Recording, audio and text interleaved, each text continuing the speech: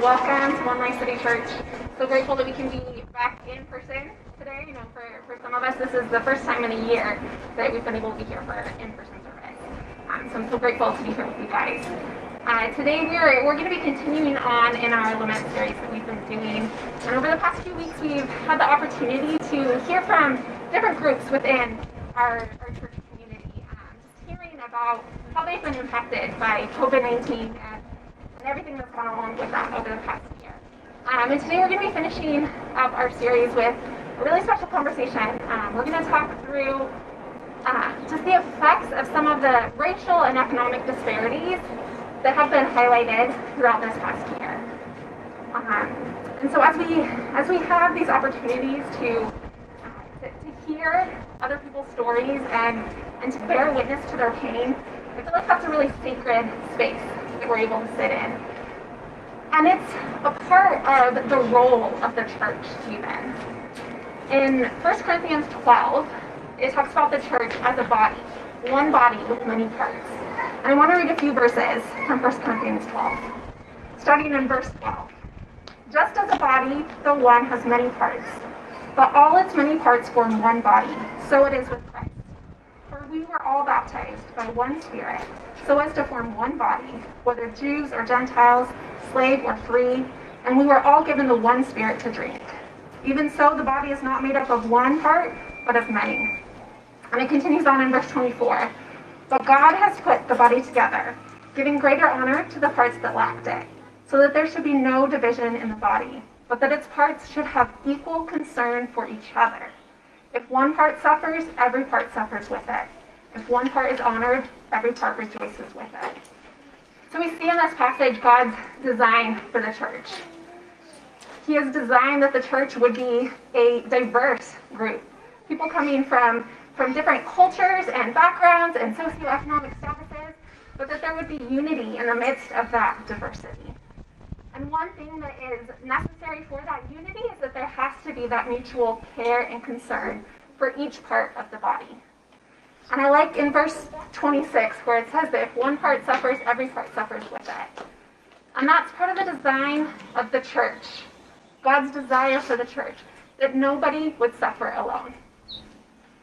But the reality is, we know that there are a lot of people that don't experience that. There are people who are suffering alone. There are people who don't feel seen or valued by the church.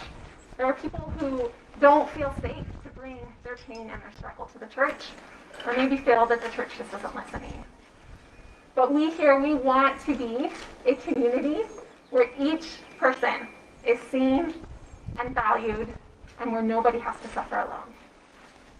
And so today is one part of that, one step in that. We realize that we all have blind spots.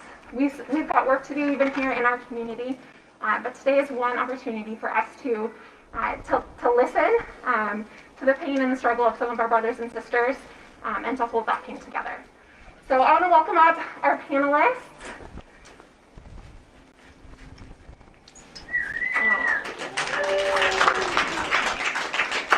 So I'm so grateful to each one of our panelists today for just agreeing to be part of this conversation and the time that you guys have put in to prepare it. Kenny, if you want to come over here. So today we're going to be hearing from Vivian Wang, Elliot Chung, and Karin Saldana Moran. Hey, right on.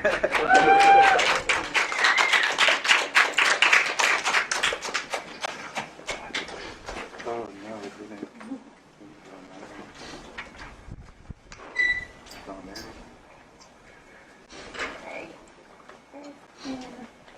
Go ahead and have a seat after you're ready. I'm just going to reach over there.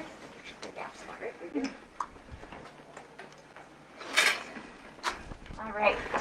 So I would just like to start off with the question of how have you guys seen racial or economic disparities highlighted and even increased over this past year in the midst of COVID-19? How has that impacted you and your community? So Vivian, if we can start with you. Sure. So I am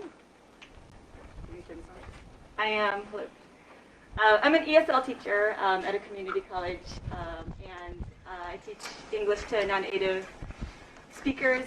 We offer free English classes to anyone in the community, and so I get to teach a very diverse group of students from all over the world with different stories, with different reasons for coming, with different reasons for studying English. And so in that, I do teach some of the most vulnerable populations that we have here in the States.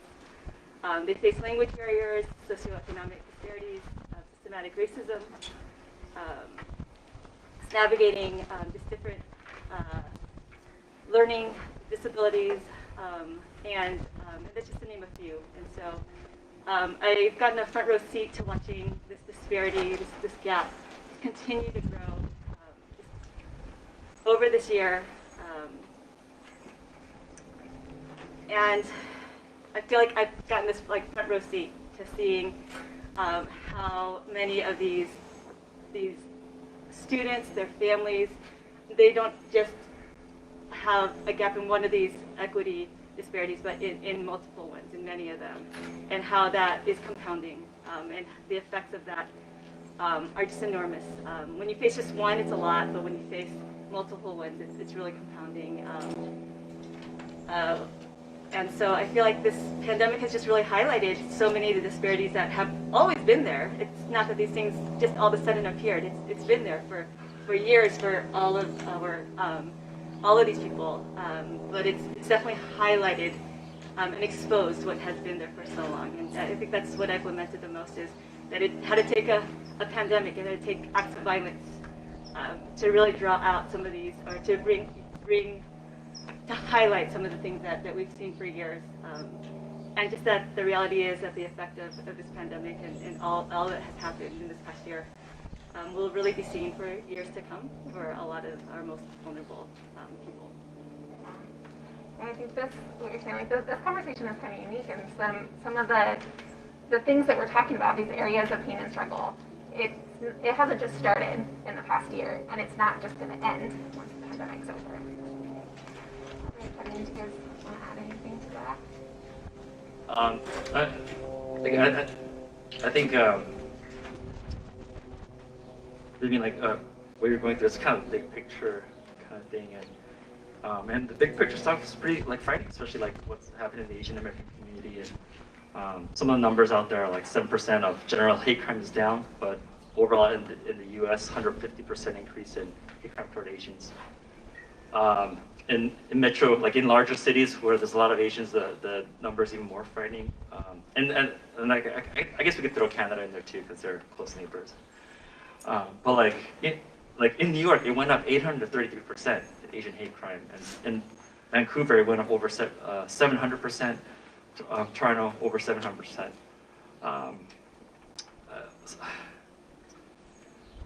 And that's those aren't just numbers that just you don't play anything increasing by 100-something+% is pretty frightening, and so I think part of the frustration as an Asian American is I feel like we've been seeing these numbers for a while, and it's now it takes something like this drastic, and we're oh dude.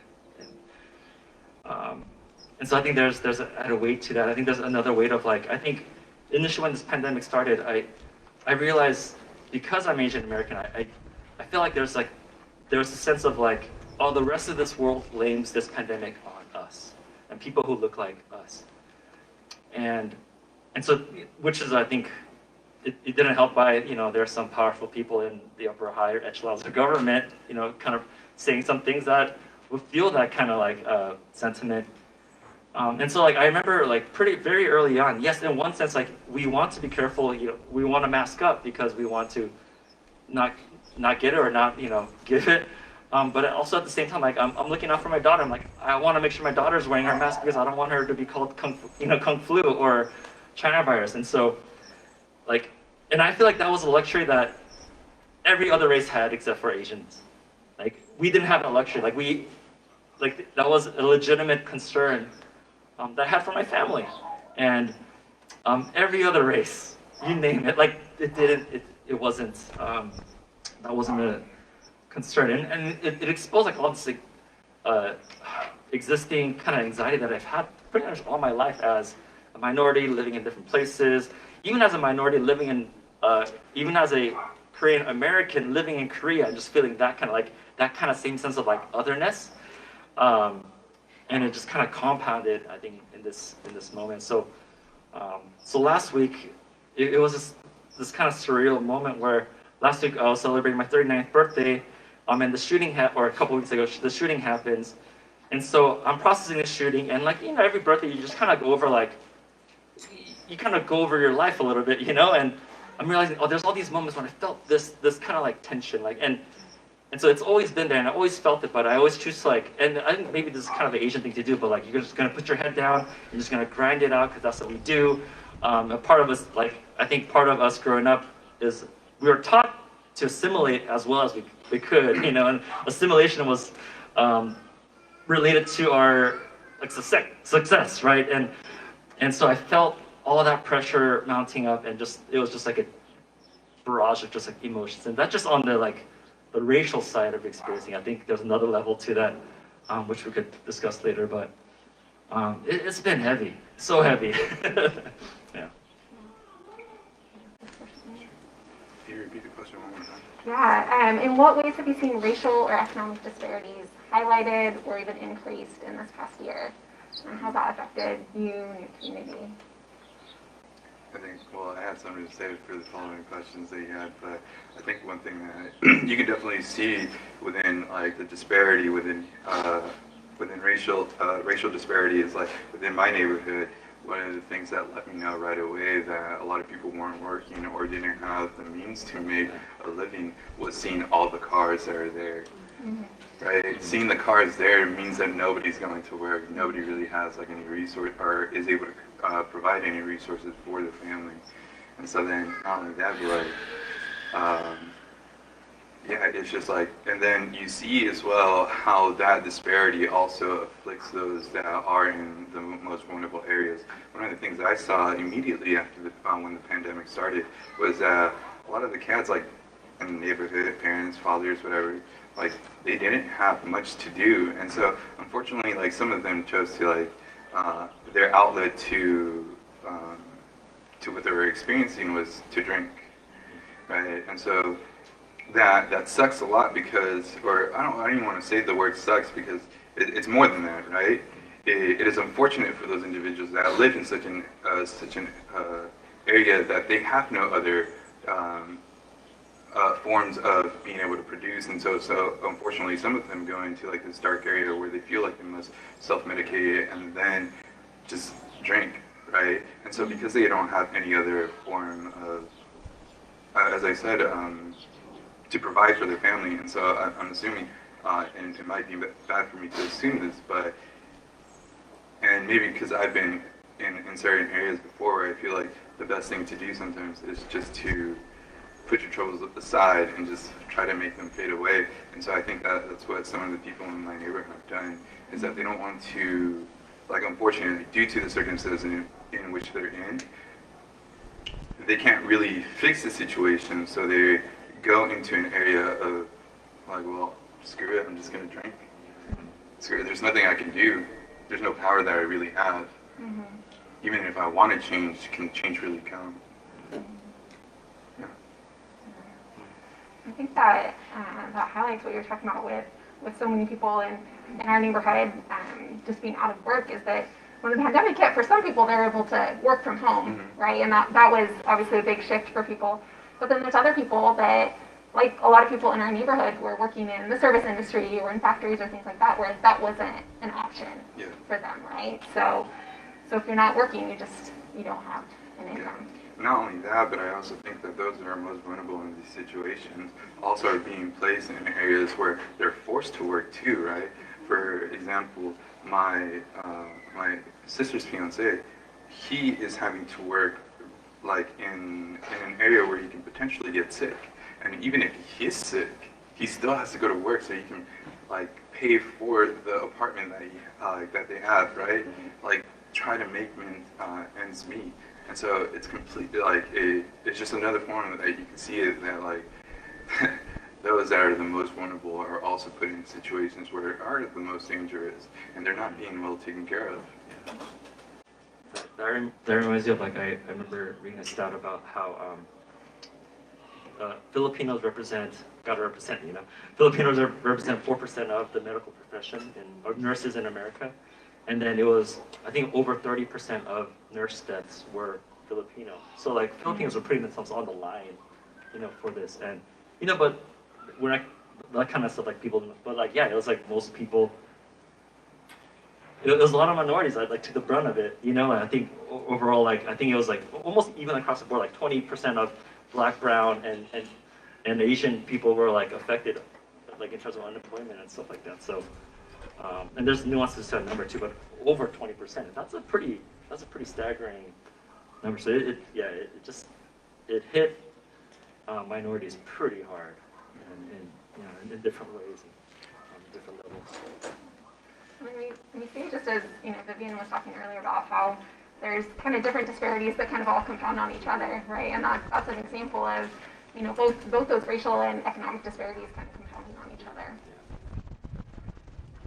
Ellie, I'm wondering if you could talk a little bit about, kind of specifically in the church. I know that you grew up in the church, you've been a pastor for a long time, but what are some ways that you've maybe felt unseen within the church?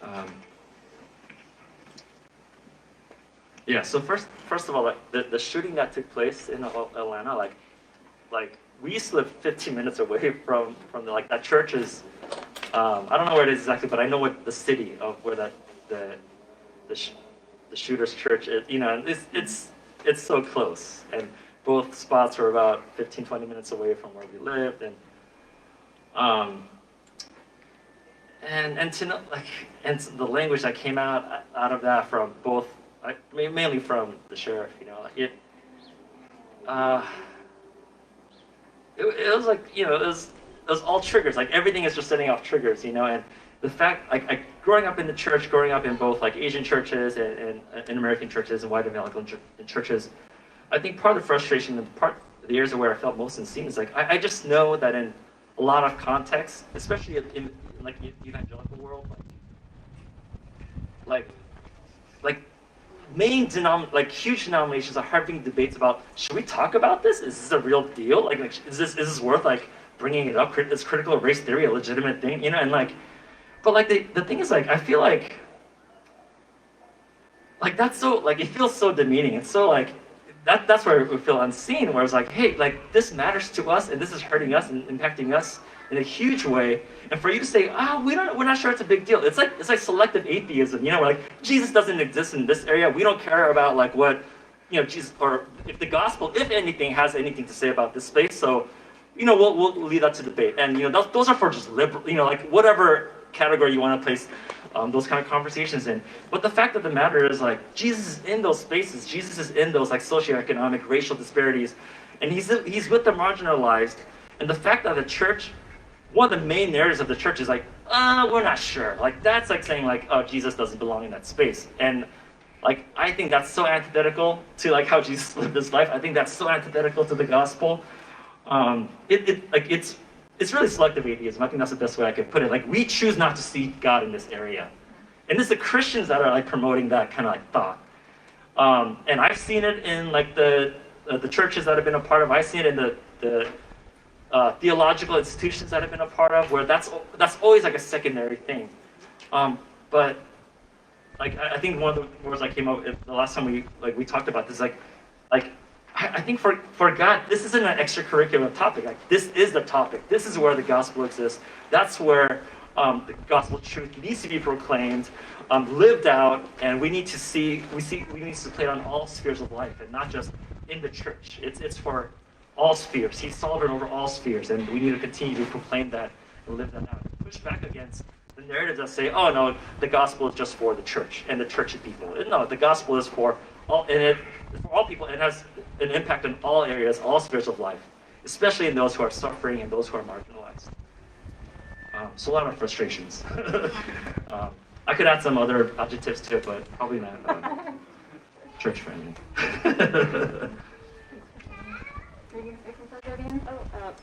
Yeah, I definitely resonate with a lot of that. I feel like I tend to, because of what I do in my job, I tend to see from the lens of these disparities, all the time. And So when I watch the news, and especially in the last year, like all these things that are highlighted with racial and economic disparities, I see the faces of my students. So many of them just come to mind. And so as the events of Atlanta were unfolding, again, I was seeing faces of my students because some of them have been in similar jobs. They've had similar lines of work, and it's a similar stories, you know. And so as I'm hearing the stories of the victims, like it brings me back to the faces of my students, and that was really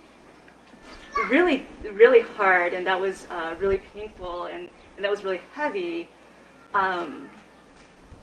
And now as an Asian American, in that feeling like,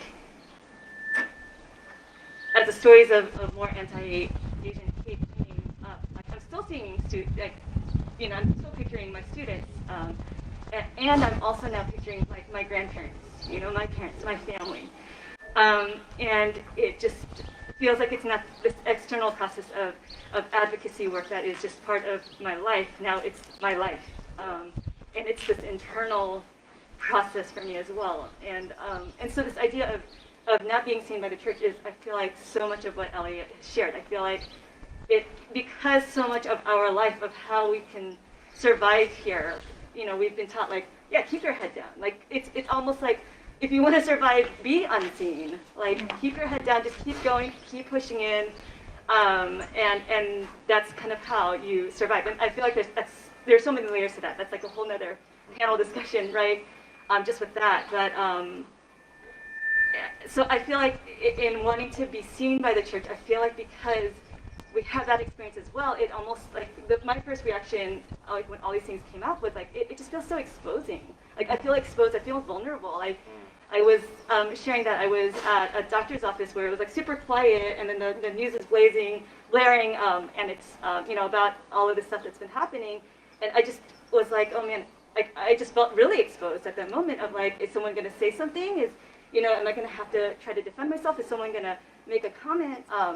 And that vulnerability that I felt was just really was where I was like, oh, like it just I think what it made me realize is like, man, it's exhausting. It's exhausting to be in the midst of grief and to be in a culture where this hasn't been talked about a lot, and then have to explain it to people because they're like, oh, I just didn't know that this was happening, or this is something that we've, that is there, and to have to explain that process of why we're feeling the way we're feeling in the midst of being worried for our family or friends or our children, and and so I feel like it really highlighted the importance of allies. I think the people that I feel like we were talking about, like the people that did check in on us, like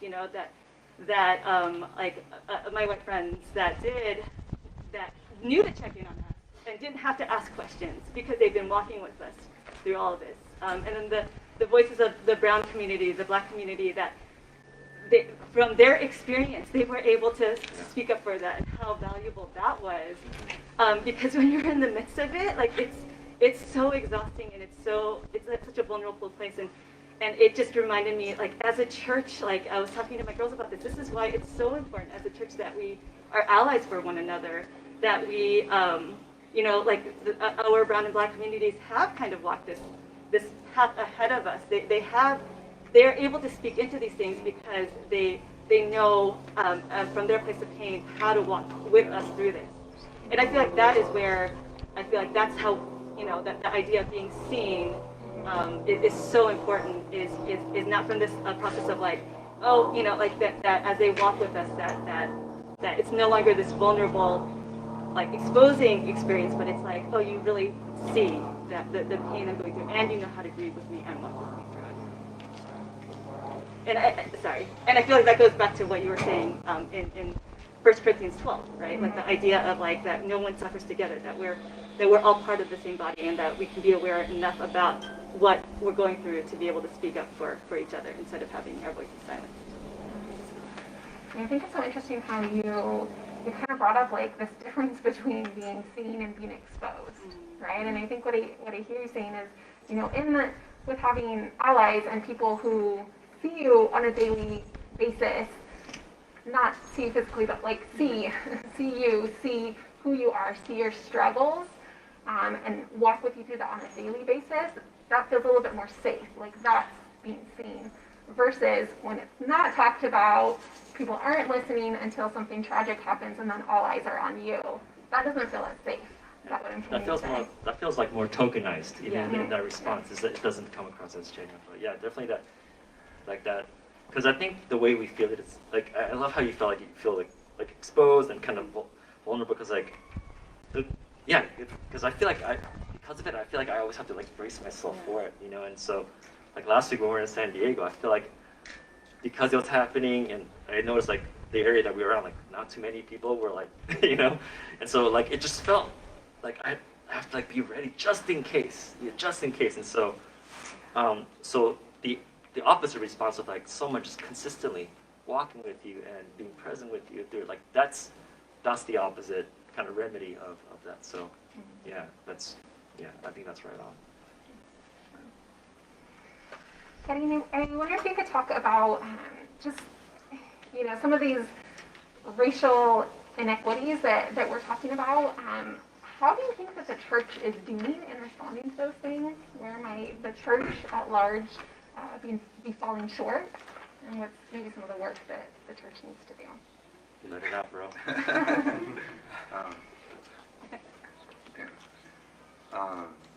Man, in asking me that question of like, I haven't been able to sleep for a while just because like I've been thinking about it a lot. And it gets me to this place where I want to make it known that like what I'm going to share is like an area of anger and being, because there is children here, I'll watch my language, but I'm angry and I'm bitter and I'm fed up with it. And I need to look at my notes just because I'm going to lose track of where I'm at sometimes because the anger sometimes gets to me.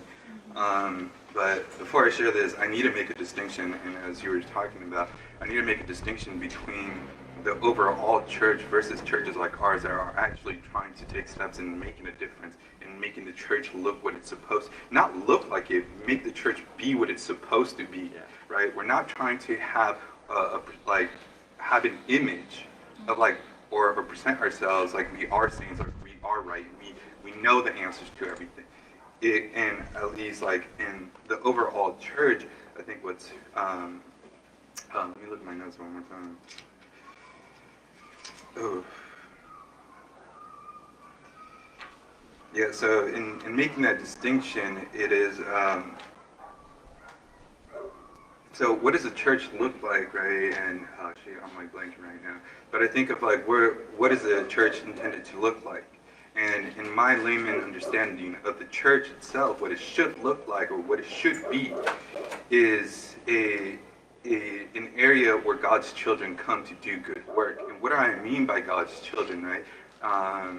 And my brother helped me out with this because as I was talking about it, he threw this out. He talked about Galatians where it says there is no Jew, no Greek, nor bound, nor free, nor woman, nor man. And I'm not saying that we don't need to acknowledge each other's ethnicity or each other's differences, because within the differences that we have with one another is what gives us a better image of a fuller picture of who God is into the world that we live in, right?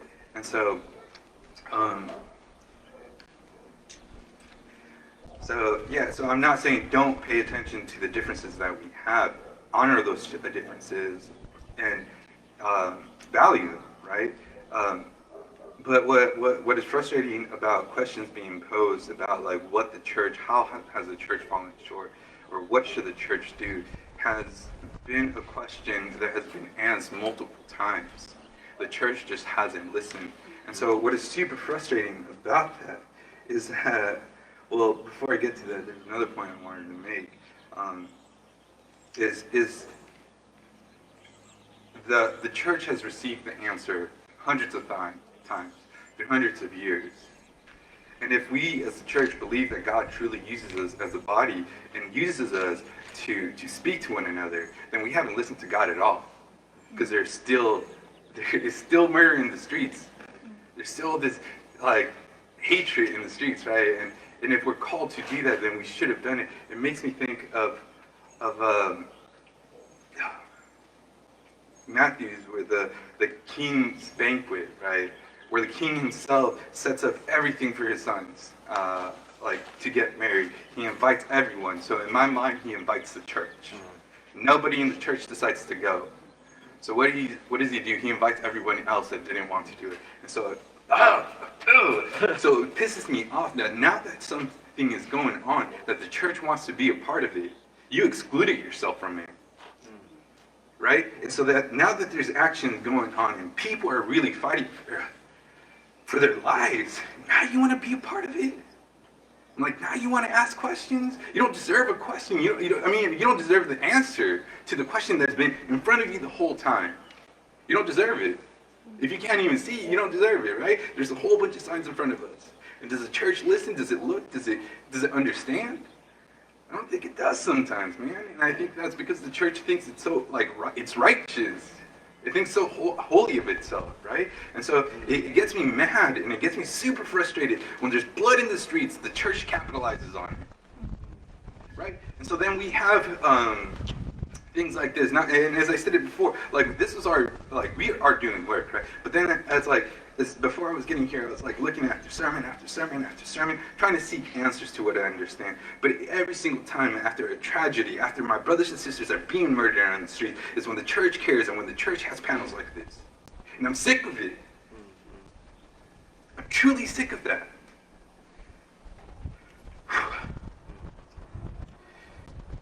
So then that in itself, like, it brings me to this other area of, like, asking questions, like, what is the true intention of the church, right? If the whole church, if it's actually trying to take steps into making the church be what the church is intended to be, then I ask myself, as well as like, they have these panels and whatnot, and they're talking about racial and reconciliation, I ask myself, what is the intention of the church?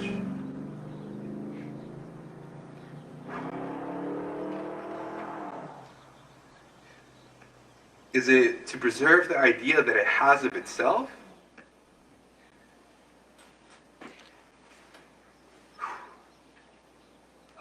Is it because it can't no longer hide behind the anonymity of ignorance?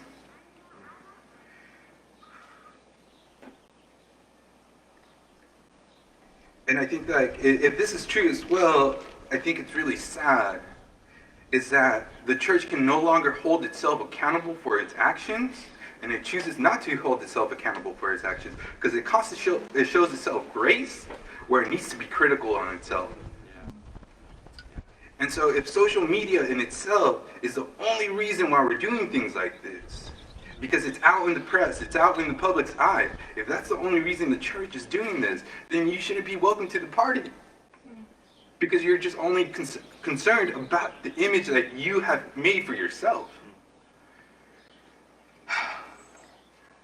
So that makes me think of, like, the predicament that the church has placed itself, where it's not invited to the party to make things right anymore, right? Because those that the church decided not to pick up the mantle, so everybody else is doing the work that needs to be done.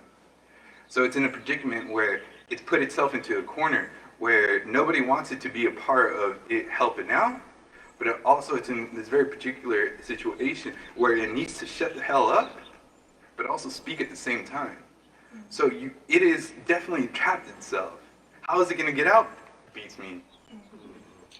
I wish I could give you an answer to that, but I feel reluctant. I feel reluctant in even sharing something because I don't know whether the church hasn't listened. Right? Will it listen? I don't know. Will it act? I don't know. So that's how I feel.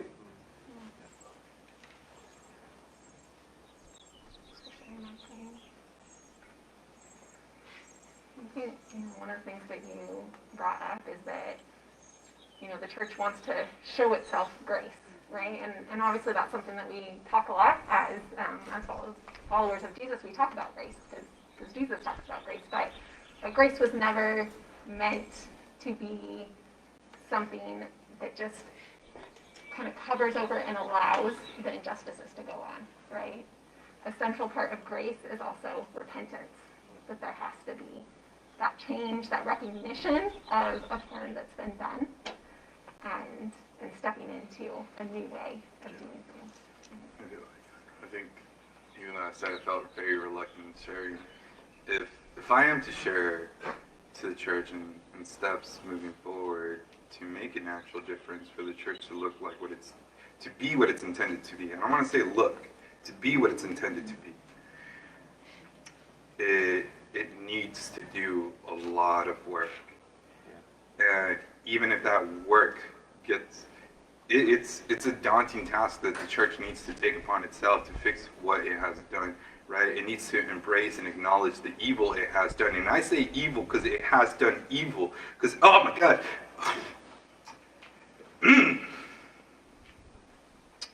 Because the church has done evil.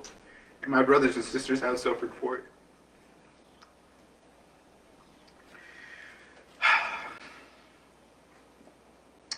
It makes me think of like, there's a thought that I wanted to share too, that I'm like, what is it that I think that the church should have cared before it even had a relationship with me. It should have cared because it was told to care, right? It shouldn't have had a relationship with any of us before it actually started making actions to making the church look what it needs to look like, or be what it needs to be like. But going back to like what work the church needs to do to truly dissect itself down again, to pull out all the hatred and theology and I'm blanking right now, the theology that it has, and how that if theology that's been passed down of like how to like denigrate somebody, how to spoil somebody's image of God, and it just like, it is super sick, man. I'm like, I'm lost for words right now. I apologize. If I could add to that, I think for sure, I think there has been, even growing up, I felt this pretty early on when like the whole like, BLM stuff was happening, and I realized like some of the stuff that I was taught from well-intentioned, like wise, smart, the wise was, I don't know, at least definitely smart for sure. Like some of the theology was like flat out racist, and then growing up, we're just kind of like, okay, that's what happened, but it didn't take it took that time for me, like, oh shoot, like this is really bad theology, like this is like this doesn't honor someone's like image bearer, like their image bearerness, of somebody, like denigrate somebody, and so I feel like for sure there are those pockets where like, yeah, we have to call out and condemn some of the bad theology that's behind all this, but I think more so it's in the practice of it. I think generally I feel like the big ones, like God is love and we are forgiven by, and Jesus, died for our sins, and I think that's like the big stuff. We're good with that, and he taught us how to love one another. We're good with that. But it's the practice of how do you go on loving people?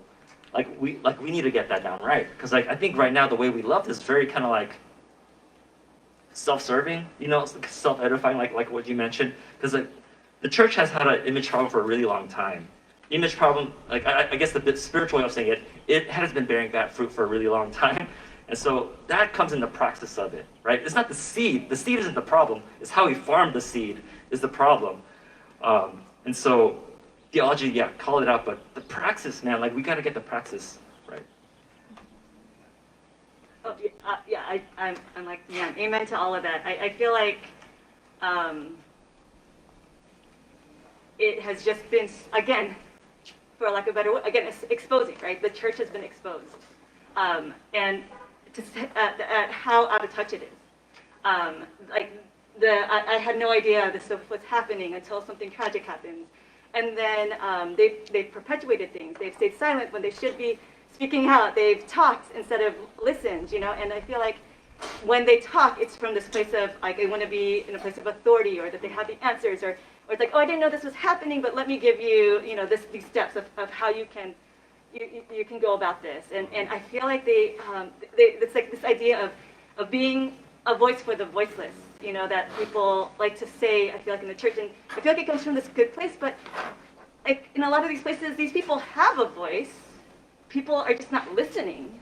They've just been silenced. They haven't been asked to share their voice. They've been ignored, and just how the church has, and I think, like in Proverbs 31, it says, speak up for those who can't speak for themselves. In Isaiah, learn to do right, seek justice, defend the oppressed, take up the cause of the fatherless, plead the case of the widow. And yes to all of that, but I think we need to learn to do a better job. And the church, like Danny was saying, like the evangelical church, to really understand what that means and in the practice of what that means. Like Elliot was saying, that I feel like the church wants to bypass the actually, like the work of being present with people and actually walking with people through the daily struggles, that when something like this happens, then the church wants to come back and fix it after tragedies, and then instead of speaking, and it's like this self-preservation thing, right? Instead of trying to amplify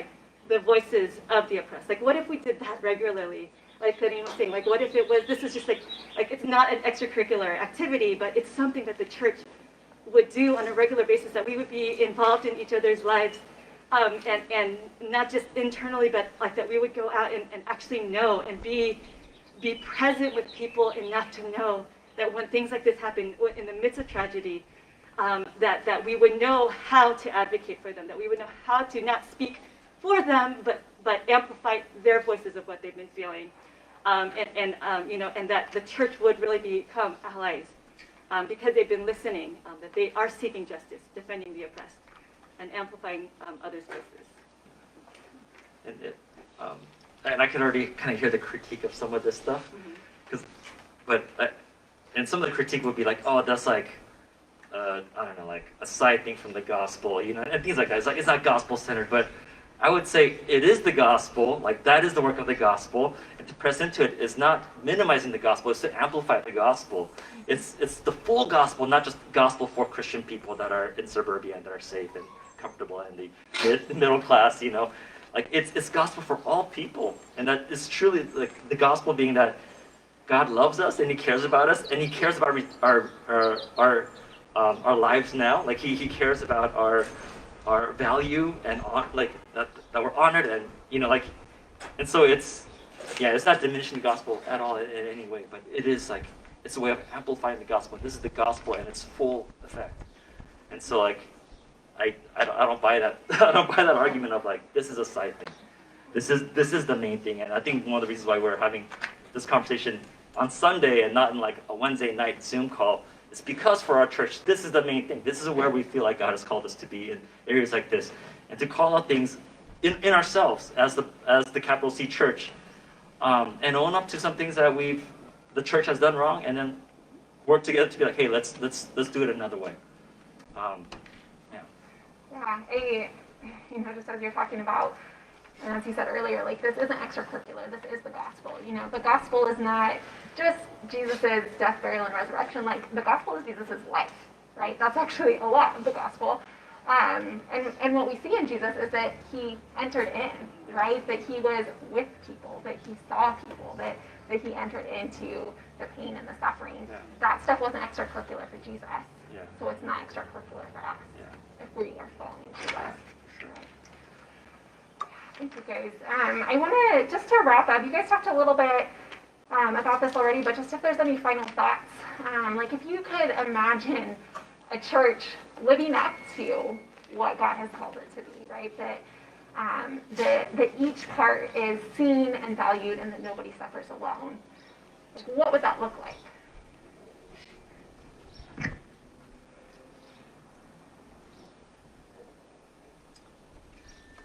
I guess I could start. Mainly speaking from an Asian American perspective, I know we talked a lot of snack about stepping up in times like this, but this is a genuine request. Like, rep us. we need y'all to rep us. I think part of, and this is not I'm taking my pastor hat off. I think part of the frustration pretty early, beginning of last year, and especially even more so starting this year, part of the frustration as an Asian American was I feel like if y'all need to call me out on this, like, feel free to do so afterwards. But like, a lot of the Asian American circles that that we're part of, like, I feel like, oh Lord.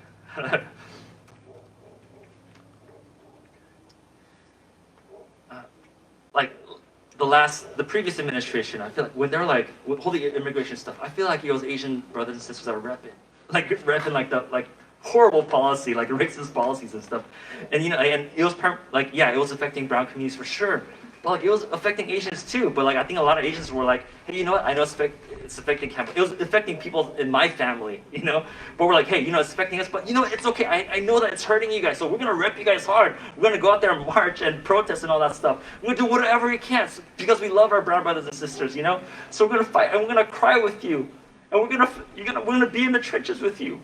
And then last year when all the BLM stuff happened, like I saw like, the solidarity among like Asian Americans and blacks happening. It was amazing. Like, oh my gosh, I was like,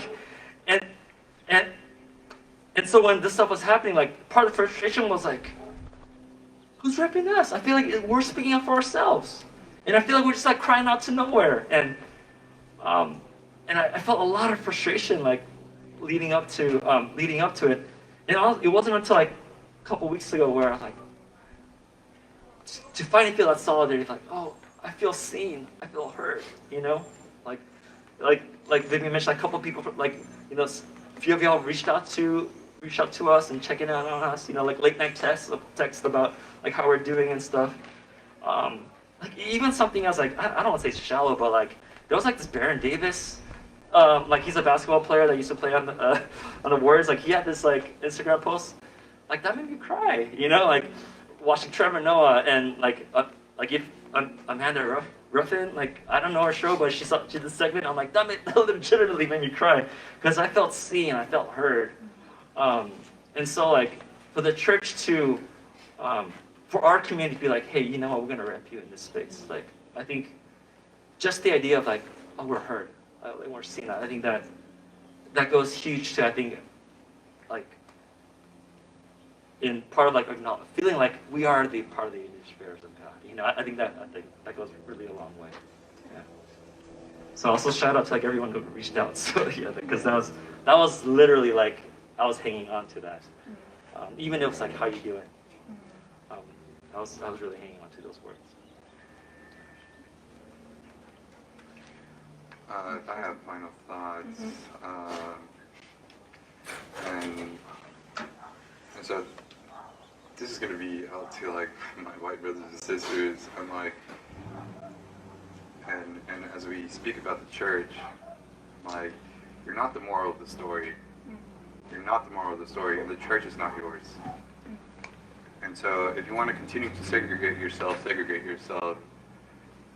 but don't say that you're a part of the church and you're doing the work that needs to be done. And then for my own brothers and sisters that look like me, or even outside of me, I'm like, we also need to check ourselves and check the hatred that we have in our own hearts. Because I know for a fact that, like, even us, we put ourselves down by small differences that we have with one another.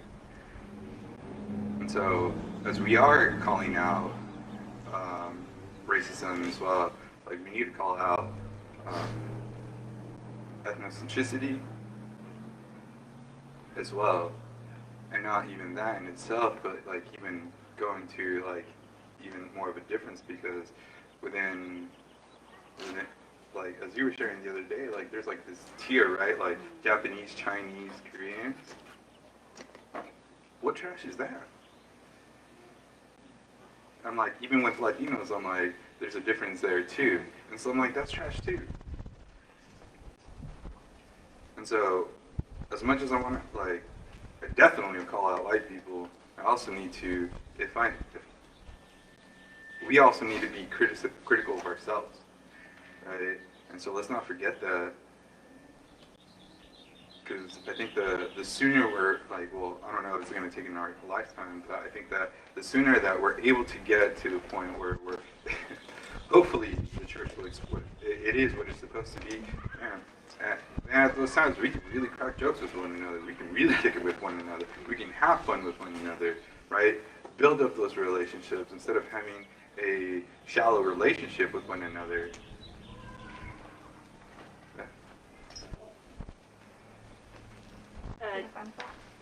Yeah, just to add to those, I think, I feel like sometimes it can seem just really huge, and I feel like overwhelmed just thinking about how huge this is, and kind of like just the idea of how we can bring this back to our community, just what my brothers here are sharing. Like, what is that small piece? What is that first small piece that God is calling us into in our context? Like they were saying, we all have blind spots. Like I have a ton of blind spots that people need to remind me of and to show me, and know that we have the blind spots. Know how to ask for forgiveness when we haven't been attuned to those things as a church. Be willing to share our stories. And just the idea of the, like what we talk about here at church, ministry of presence, right? Like that's where it starts, by hearing each other, sharing our stories, hearing each other's stories, and being here as a place where we can grieve together, that we can rejoice together, and then going out and doing the same for our brothers and sisters in our own context, and then coming back and doing that again. Thank you guys so much. I just really appreciate each one of you being willing to be here and share your thoughts, and your emotions, your experiences. And I just recognize that is costly, right? That has taken time, that has cost you sleep, there's been an emotional toll to that. And so I don't want to take that for granted. You recognize that, but I really appreciate each one of you and the perspectives that you guys have shared with us today. I'm just going to close in prayer, and then we'll kind of move on to the next thing. God, we thank you that you are a God who is incarnate, that you came to us to be with us. You see us, you understand us, you empathize with us. And God, we pray that we would follow your example. That we would be people who see and value each part of not just the church, but each person in our world, each person who bears your image, God. Would you help us to recognize that? Would you help us to see one another? Would you help us to be a space where nobody has to suffer alone, God? We thank you that that's the kind of God you are, and we pray that you would make us more like you. Amen.